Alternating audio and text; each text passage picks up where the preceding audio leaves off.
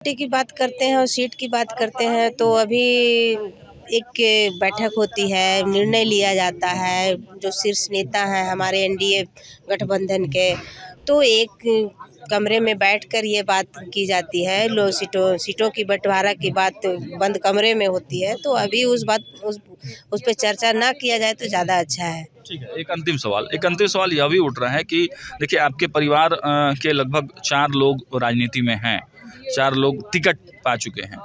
अब क्या जो और भी जो लोग हैं, क्या उनके भी इस बार के विधानसभा चुनाव में एंट्री मारने की प्रबल संभावना है? कुछ लोग कह रहे हैं कि और भी लोग हैं आपके परिवार से। नोरमा ग्रुप, जो सोचता है वो करता है, आपके अपने सपनों का आशियाना।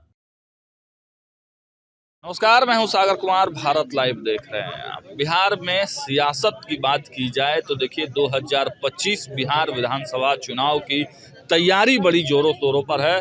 और देखिए दिल्ली में भी चुनाव हो रहा है, तमाम जो एनडीए के साथी हैं वो दिल्ली चुनाव में लगे हुए हैं, लेकिन बिहार में भी अलग जोश दिख रहा है।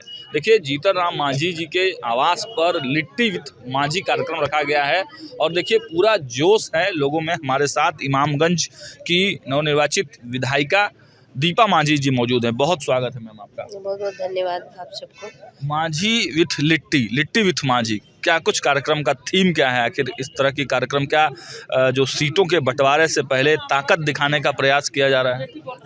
नहीं, ऐसी बात नहीं है, ताकत दिखाने की बात चल रही है। हम सभी जानते हैं कि बिहार का सबसे स्पेशल डिश लिट्टी चोखा ही होता है। ये डिश फेमस माना जाता है हमारे बिहार के लिए।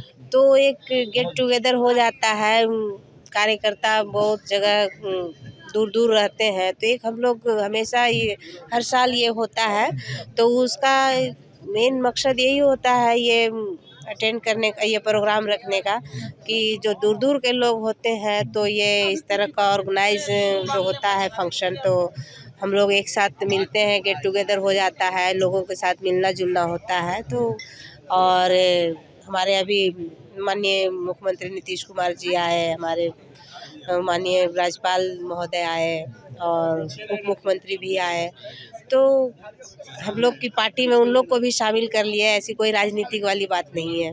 अच्छा, ये मतलब ऐसे ही मतलब नॉर्मल एक मिलने जुलने की जो प्रक्रिया पे। जी जी। अच्छा दीपा जी, इमामगंज से आप जीत कर आई हैं, बड़ी कांटे की टक्कर कही जा रही थी इमामगंज में। उस जीत को कैसे आप देख रहे हैं? क्योंकि अब आने वाला फिर से एक बार बड़ा चुनाव है आप लोगों के सामने। केवल इमामगंज ही नहीं बल्कि पूरे बिहार में आप लोगों को चुनौती दे रहे हैं तेजस्वी यादव। माई बहन मान योजना, फिर बूढ़ा 2500 रुपया महिलाओं को माई बहन मान योजना के अंतर्गत, फिर 1500 रुपये बूढ़े बुजुर्गों को, बिजली बिल फ्री कर रहे हैं, बड़ी चुनौती दे रहे हैं तेजस्वी यादव। देखिए ये इमामगंज का चुनाव आप लोग तो देखे हैं, हम लोग 4 सीट पर थे, चारों सीट उनका 3 सीट शायद उनके पार्टी का था, तो उनका तो सब हार गए। और हम भी अपने इमामगंज का सीट हमने भी बचाया और वहाँ से जीत कर भी आए। लोगों का पूरा साथ रहा, सहयोग रहा, वहाँ से जीत कर आए। और दूसरी बात है कि तेजस्वी यादव माई बहन योजना चला रहे हैं, ठीक है चला रहे हैं, लेकिन उनकी जब सरकार थी तो वो इस तरह की योजना को क्यों नहीं चला रहे थे? उनके माता पिता भी थे, तो उस समय भी महिलाएं थी, तो उस समय भी इस तरह की योजना चलाना चाहिए था। और अभी देखिए तो हमारे जिस समय से माननीय नीतीश कुमार जी का सरकार आया है हमारे बिहार में, तो उस समय से हम समझते हैं कि महिलाएं जितना आगे बढ़ गई हैं और खुलकर बात करती हैं। कहीं भी किसी भी क्षेत्र में जाइए तो महिलाएं सबसे आगे रहती हैं। लड़कियां खुलकर देखिए निर्भीक होकर, निडर होकर साइकिल चलाती है, स्कूल जाती हैं, अपनी पढ़ाई कर रही है। हम भी अपने 24 किलोमीटर साइकिल चलाकर, उसमें जिस समय ये योजना भी नीतीश सरकार, हाँ उस समय नहीं था, ये योजना भी नहीं था, तो हम 24 किलोमीटर जंगल में दोनों छोर, दोनों तरफ घनाघोर जंगल रहता था, और उसमें हम साइकिल चलाकर 24 किलोमीटर जाकर पढ़ाई, जाड़ा गर्मी बरसात तीनों मौसम में हम 24 किलोमीटर साइकिल चलाकर अपना पढ़ाई करते थे। तो उस समय जंगल राज था, लेकिन आप सोच सकते हैं। जंगल राज देखी थी आप? जी बिल्कुल देखे थे। क्या होता था जंगल राज? देखिए जंगल राज में था कि उन्हीं की सरकार थी, उन्हीं की सरकार थी। लड़कियां चलती थी, उनके साथ कुछ छेड़छाड़ हो जाता था, बहुत मतलब ज़्यादा बहुत कांड होता था। लेकिन हम उसी समय अपना 24 किलोमीटर साइकिल चला कर आते जाते थे और अपना पढ़ाई पूरा किए हैं। लेकिन तो इस ज्योति तरह जी, की सवाल तो एक यह भी उठता है कि देखिए आप लोग का परिवार या फिर जो स्टैंडर्ड लेवल पे दलित समाज के लोग जो राजनीति में आ गए उनका तो स्टैंडर्ड ठीक हो गया, लेकिन और भी बहुत सारे ऐसे लोग हैं दलित समाज के, माझी समाज के, मुसहर समाज के लोग हैं जिनका अभी तक घर भी नहीं बना है, जो लोग अभी भी उसी स्थिति में जी रहे हैं। उनके लिए जीतन राम मांझी या उनका परिवार क्या करने को सोच रहा है? केंद्रीय मंत्री बन गए हैं, बिहार में आपके जो हस्बैंड है वो मंत्री हैं, आप लोग विधायक हैं, अब चुनाव भी जीत के आ रही हैं, अब क्या प्लान क्या है आगे माझी समुदाय के लिए या दलित समुदाय के लिए? क्या प्लानिंग है आप लोगों की? देखिए, मेरा मकसद ही है, हमारे पार्टी का मकसद ही है, हमारा पार्टी का मकसद है, हम पार्टी जो बनी है हिंदुस्तानी आवाम मोर्चा, गरीबों के लिए। ऐसा नहीं कि हम सिर्फ अपने कास्ट के लोगों के लिए करते, जितने भी कास्ट हैं हमारे बिहार में, जितने भी गरीब वर्ग के हैं, उनके लिए हमारी पार्टी काम करेगी और उनके लिए ही काम करेगी। उनकी जो भी सुविधा हो हम वहाँ पहुँचाने का काम करेंगे। हमारे बिहार में जितने भी कार्यकर्ता हैं तो घर घर जाकर उनके पास सुविधाएं, सरकारी जो भी सुविधा होती है, सरकार के द्वारा लाए गए सुविधा होती है, उनको हम उनके पास पहुंचाने का काम करते हैं। हमारी पार्टी का मेन मकसद यही है कि गरीबों को किस तरह से हम उनके पास लाभ पहुंचाएं, उनके तक हम जो भी सुविधा हो उन पहुंचा सकें। अंतिम 2 सवाल मेरे। एक सवाल है सीट शेयरिंग, हालांकि अभी आप लोग भले उसका खुल के जवाब नहीं दीजिएगा, लेकिन क्या लगता है कि 20 सीटों की जो डिमांड जो केंद्रीय मंत्री ने की है, जीतन राम मांझी जी ने की है, वो ठीक है? 20 सीट मिलना चाहिए आपकी पार्टी को? देखिए, पार्टी की बात करते हैं और सीट की बात करते हैं तो अभी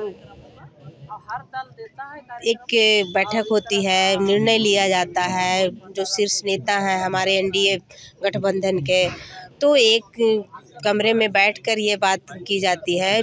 सीटों की बंटवारा की बात बंद कमरे में होती है, तो अभी उस पे चर्चा ना किया जाए तो ज़्यादा अच्छा है। ठीक है, एक अंतिम सवाल यह भी उठ रहा है कि देखिए आपके परिवार के लगभग 4 लोग राजनीति में हैं, 4 लोग टिकट पा चुके हैं।